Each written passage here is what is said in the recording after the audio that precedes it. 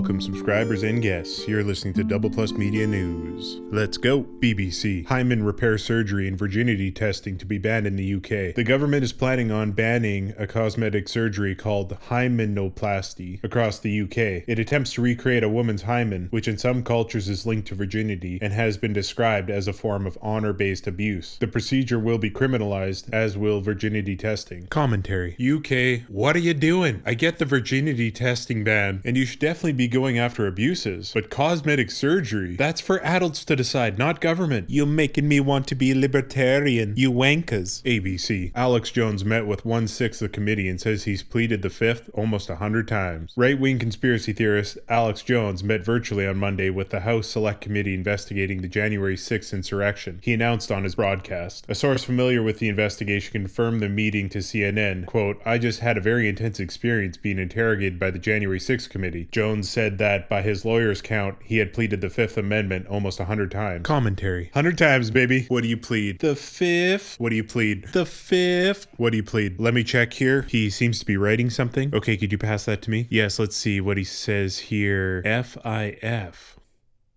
NBC. Drop Bitcoin as legal tender, IMF urges El Salvador. The IMF is urging El Salvador to discontinue Bitcoin's status as legal tender. In September 2021, El Salvador became the first country to adopt the world's biggest cryptocurrency as a legal tender, alongside the US dollar. Commentary. Why is IMF getting involved with El Salvador's decisions? I'll throw some conspiracy theories out there. I think if the US moves towards a centralized digital currency, they're gonna have to lay a lockdown on the other ones, because if people can just choose their digital currency, they may not choose the US. If you're holding cryptocurrencies, this is not a good sign. Billboard.com. Neil Young wants his music off Spotify over Joe Rogan's vaccine misinformation. Neil Young wants his music pulled from Spotify, citing the spread of vaccine misinformation on the popular Joe Rogan Experience podcast as the cause. Quote, "They can have Rogan or Young, not both," unquote. Young wrote in an open letter to his management team and record label, posted to his Neil Young Archives website, according to Rolling Stone. Commentary. Neil Young. I love your music, man, but I think if I look at this from Spotify's perspective, they're gonna go with Rogan on this one. What has Joe Rogan really said? He's skeptical about the vaccine. He's had COVID. We know CNN pushes false narratives. I don't get it. And you never will, you anti-vaxxer. Al Jazeera. Poland begins work on 400 million Belarus border wall against refugees. Polish contractors have begun work on a new €353 million,